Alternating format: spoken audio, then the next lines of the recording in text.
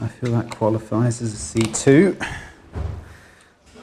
Well, I'm quite sure there's a small minority of people out there that just say that's okay. There's still life left in it. So I'll finish my lemonade Perrier water. Are you ready to put a video up tonight though? That's the I haven't even cut one together, mate. I'll put a video on about hiring again soon. EICRs late at night are just... they are fucking killers. Oh, who's that? Please ensure your credit card payment reaches us by the 3rd. Go fuck yourself. Is it because of a bank holiday outside? Is it a bank holiday? I don't know.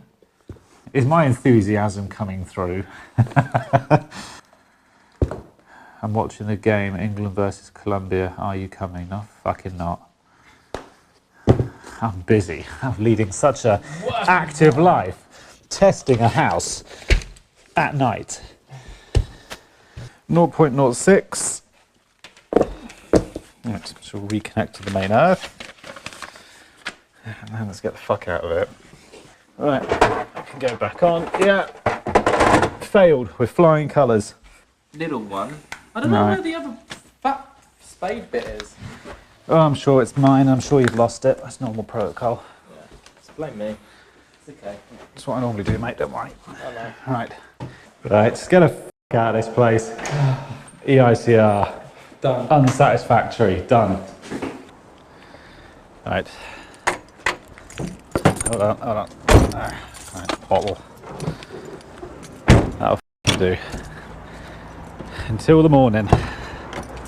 Good morning, everybody. We are back in Greenwich. We are back here doing this little flat rewire, which you saw us doing a couple of weeks back. I'll leave a link for the video somewhere in this corner, somewhere around here. So we're back here doing a little bit of sort of repair work. The customer wants us to move a light switch on the other side of the door. Just things which, after we'd finished the first fix, they're things they've decided actually we want to have that changed because we don't want that there anymore. So we're just back here today for sort of half a day, just doing little alterations and stuff. Just before I show you what it is that we're actually doing here today, it's only little odds and ends, but just before I show you that, a subscriber sent me a pair of wire cutters, which I'll show you now.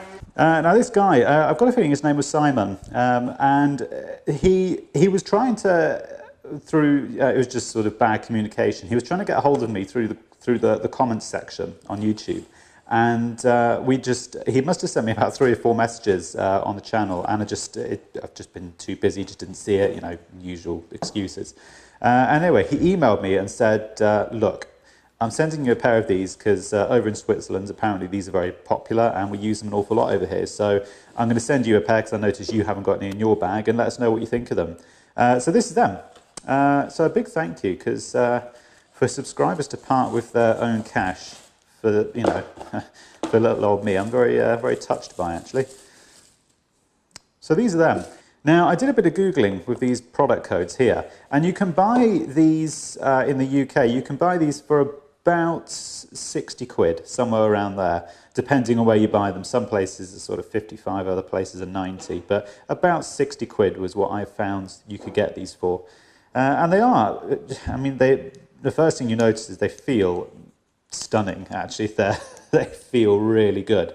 And you've just got a little clip there if you just want to, if you're just doing quick, small plier work, or if you just want to have the full action, so to speak. And they're very good. Time will tell. I'm going to start putting these into use, and I'll keep you guys posted on how I get on with them.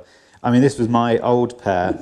This here was my old pair of NWS meat tail cutters, and the jaws on them are, I mean, I've had these for years now, and the jaws are just starting to get a bit tired. But these have done an absolutely sterling service, and they still work. It's just that the jaws are a little bit tired on them. But I'm guessing you might be able to clean them up a little bit. I don't know. Leave a comment below if you know whether these can be sharpened up. I assume they can, but I've never tried it. I don't even know how you go about doing it. I guess with a file and a bit of patience you could. I don't know. Put it in the comments down below. So yeah, anyway, about 60 quid. So I'll keep you posted on how good these are, which does, that actually leads me on to my sort of next question, because a couple of you were talking about the tool bags which we're using, saying, you know, what do you think of them? Because ITS supplied all of our new equipment and stuff. And some of you were saying in the comments, what do you think of them? You know, are they any good? It's very difficult to say that this is, you know, a bad tool bag, because it isn't. As a tool bag, it does do its job. It's just for 20 quid. Is it worth 20 quid? Yeah, it is. Is it worth, you know, 50 quid? No, absolutely not. And it boils back down to that thing, you get what you pay for. This tool bag it does have flaws. I mean, you know, the handle is riveted with one single rivet into the side of the bag. Well, I can see that isn't going to last horrendously long for what we use it for, where it's in and out the back of the van every single day. You know, other little things like this is the old carrying strap, which was off my old Stanley bag, which was about 50 quid actually. But this new bag has just got plastic fasteners, which are all right, but I can see, give it time, those are going to snap. So it boils back down to that thing. It's just down to cost. Is it worth 20 quid? Yeah, it is. But, you know, not everybody's going to want to go out and spend, you know, 70, 80, 90 quid on a bag because it just doesn't suit them. It's not, you just don't need it. Talking of new goodies, actually, thank you, ITS, because I got your new pry bar and masks. I didn't actually ask for these masks. ITS were watching the video and they saw that everybody was saying wear masks. So they actually sent me those as well. So awesome. Cheers. It sounds hollow. It does sound hollow. Okay. Yeah, basically the customer we put a light switch over there in that corner, and they want it moved to this side of the door. Originally they did want it over there, but they've now decided they want it moved this side because they want to reverse the door so that the door opens this way. So the switch has to go this side. And they want that socket moved about half a foot over. So I've got to do that as well. That's a nice easy little job.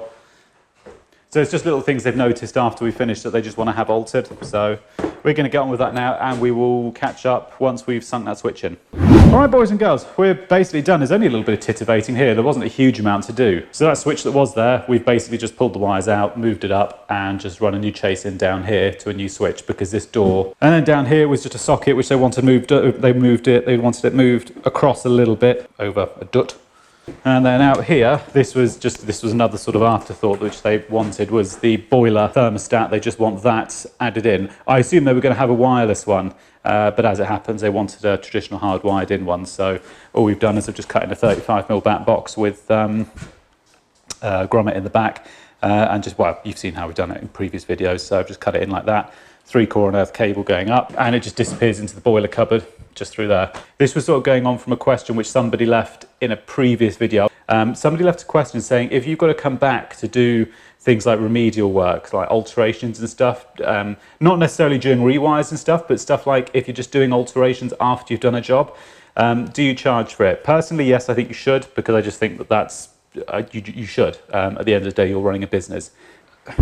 The best way I can sort of think to describe it is that you wouldn't go into a dentist, sit in their chair and just say, look, this will only take 5 minutes. Can you just give my gob a really quick once over? It won't take you any more than 5 minutes, because the dentist will just turn around and go, yeah, all right, but there's a consultation fee of 60 quid.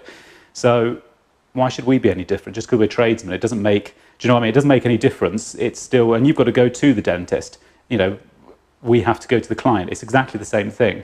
So personally, that's my opinion. You should charge for what you do. So things like in here, for instance, you know, all I'll do is just bill, you know, I just bill for a little bit of extra cable capping, you know, just a little, I'm not going to go, yeah, I'm going to go excessive with it, but just sort of, it's just going to be, by the time we've got here, done what we've had to do, and we leave, and then we put the extra boiler cabling in and stuff like that, you know, I'll probably just bill for half a day's labour, and that's it. But you should, in my opinion, you know, because this is all extra, you should bill for it. It's only fair. There's quite a few people who say, you know, oh, if you're only there for 5 minutes doing something, you shouldn't really be billing for it. But you're not profiteering. I mean, you're not living a champagne lifestyle. It's just, do you know what I mean? It's true, isn't it? You're living a champagne lifestyle. It's just you know, you're billing fairly for what it is that you're doing. And you know, if you go to your accountant and say, you know, you're doing work for free, he'll just look at you like you're mad.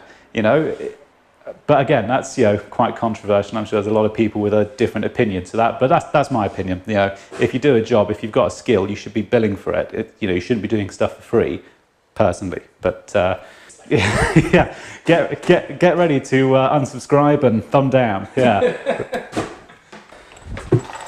I think that's everything in there. We didn't have the key for this, did we?